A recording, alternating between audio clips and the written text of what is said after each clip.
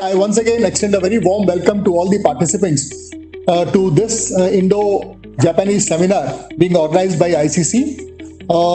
You have already heard our Honorable Minister Industries, MSME and Energy Captain Divya Shankar Mishra earlier in the day, who introduced you to the investment opportunities for Japanese companies in Odisha and the overall political stability, financial strength of the government of Odisha. Next, please.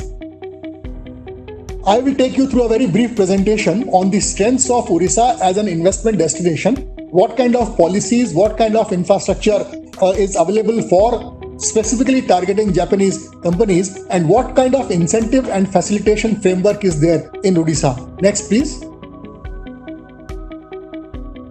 Now, Odisha is on the eastern seaboard of India, on the Bay of Bengal. It is 6 hours of flying distance from Japan through Kolkata, and Odisha also has an international port. It is the number one state in the financial year 1920 in terms of attracting investments into the state. In fact, to get the top slot, we toppled Maharashtra. So we actually replaced Maharashtra from the number one slot, and now Odisha is the number one state in attracting investments in the first half of the last financial year. Our state is fast growing in industrialization and urbanization. Why? Because of its resource-led growth. It has all the factors of production: land, labor, water, and the mineral resources. 11% of India's water resources are in Odisha, and it is a power surplus state. Incidentally, the cost of industrial power in Odisha is almost half that of Maharashtra and almost for 30% less than Tamil Nadu. It is the largest producer of minerals. 25% of India's iron ore, 33% of India's coal, 50% of India's bauxite, and almost the entire 100% of India's chrome ore deposits are in Odisha. No wonder today we are the largest producer of steel, stainless steel, aluminium, and power, thermal power in the country. Next, please. Now, our industrial growth is based on infrastructure, the sound infrastructure proposition which we have. As I mentioned, it is on the eastern seaboard. It is served by 4 major ports. Gopalpur Port in the south, which is run by Shapoorji Pallonji Group.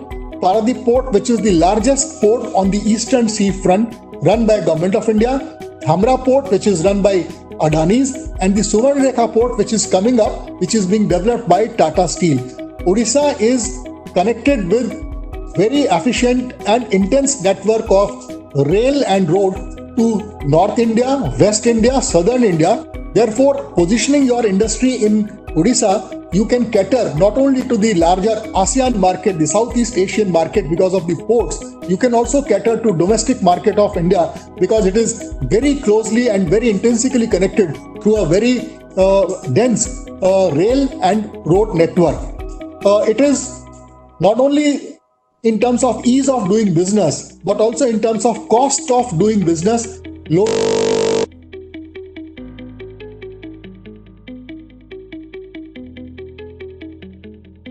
is the resource of one of the most skilled, most disciplined, and most productive workers in India. Whichever industrial area in India you take a look at, whether it is Tamil Nadu or Karnataka or Maharashtra or the National Capital Region, you would find the most productive, most disciplined, and the most skilled workers are actually from Odisha. And locating your industrial unit in Odisha, you can actually take advantage of the low land cost, low water tariffs, low industrial electricity tariffs, and also because of the skilled labor. In terms of ease of doing business, industrial facilitation is done by our agency EPICOL through our single window portal GoSwift, which is one of its kind. It's an end-to-end solution starting from investment, information sharing up to your commissioning, post-commissioning incentive, and also post-commissioning ease of doing business in terms of facilitating your inspections, reports, and returns. Everything is done through a single portal. This is the best in India, and last year, Government of India recognized it as a best practice, and this portal was awarded the National Award for e-governance. Next, please. Now, coming to some of the recent Japanese Odisha engagements.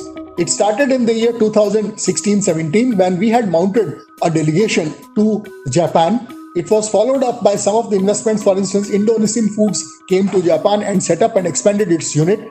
Japan was the partner country in our investment promotion event, Make in Odisha 2018. His Excellency, the then Japanese ambassador, was the chief guest at the inaugural event, and a large number of Japanese companies had also attended. We were recently favored by the visit of His Excellency, the Japanese ambassador, to Bhubaneswar, where he met the Honorable Chief Minister.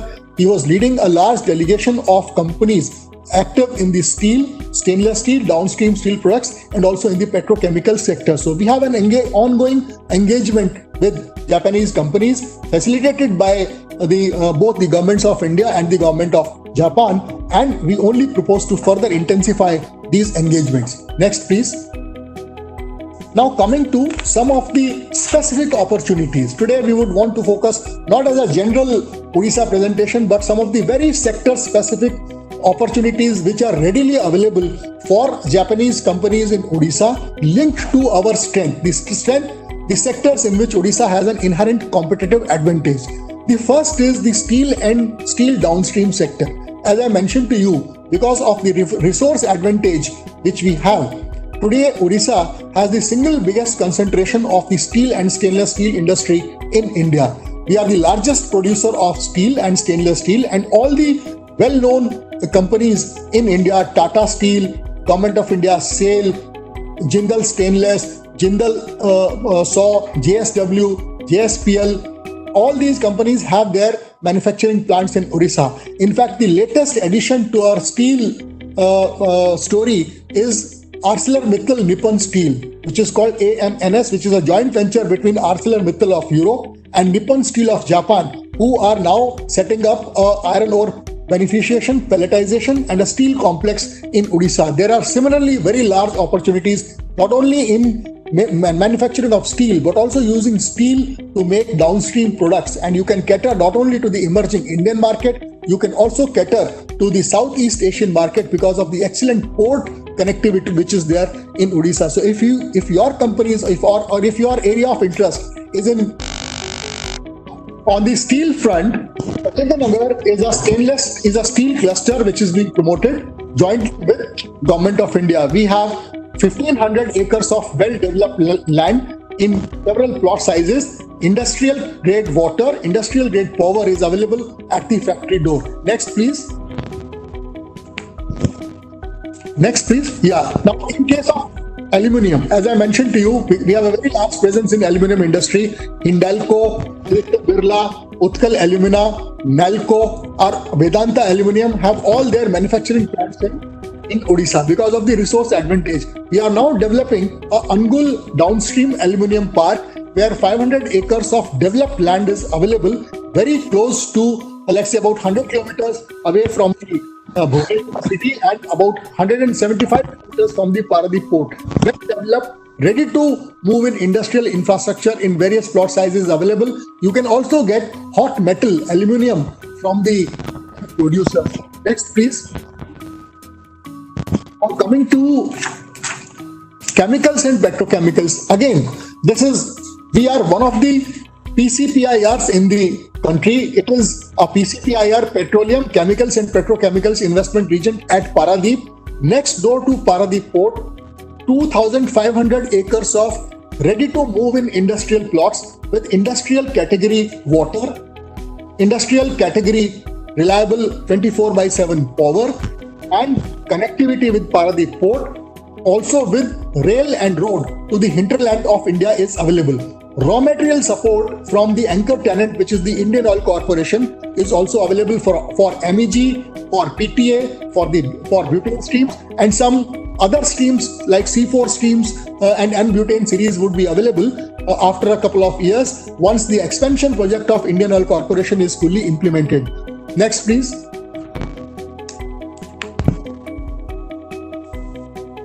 Now, this is a specific opportunity for Japanese companies in a seafood park. As you can see, Odisha is on the Bay of Bengal seafront, 480 kilometers of coastline, one of the very largest exporters of seafood two Southeast Asian countries. We have developed a 250 acres exclusive seafood park where developed plots, ready to move in factory sheds are available, dormitories, laboratories, and testing facilities are also available. We have recently promoted a company which is setting up a seafood processing plant exclusively catering to the Japanese market, and there are opportunities available for more and more Japanese companies. Next, please. Lastly, these are some of the other food processing parks which are located throughout Odisha. Next, please.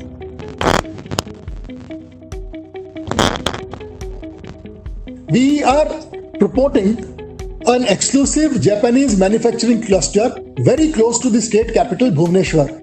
It is more than 400 acres of well-developed land, a 30 minutes drive on a highway from the Bhubaneswar International Airport, ready availability, factory gate availability of water, power, and road to the civic areas in Bhubaneswar.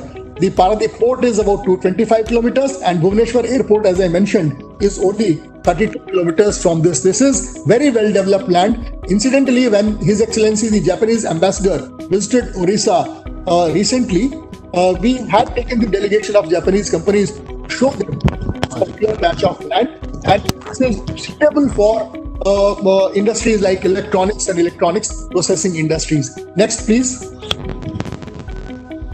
What kind of incentives? I won't spend much time here. As I mentioned to you, our ecosystem is led by infrastructure. The industrial infrastructure which we have built up over the last few years is very good. It is very attractive. Port connectivity, rail road connectivity to India's hinterland makes us one of the most preferred investment destinations. More importantly, we are a politically stable state. Our industrial policy is backed by a very strong politically stable government. So our policies don't change every 4 years, 5 years. And we are a financially stable state, which means that whatever incentives we promise in our industrial policy, which are the best in their class in India, we are also able to disburse those because we are a financially stable state. Next, please. Now, we also have sector-specific policies for the sectors where we feel we have an inherent advantage. We have, whether it is on garments or apparel or biotechnology or seafood or electronics and ICT, there are sector-specific policies available which provide best-in-class incentives for investments. Next, please. Now, lastly, we have a very rich cultural engagement with Japan. The Shanti Stupa at Dholagiri, which is very close to Bhubaneswar, is a Japanese cultural investment in India. The Utkal University Bhubaneswar runs a very successful course in Japanese language. And Masako Ono is the first Odissi dancer in Japan. In fact, he is a cultural exchange, a cultural bridge between Odisha and Japan. So this is all that we had to bring to your knowledge today. Whenever you are looking at India, do take a look at Odisha. Thank you so much.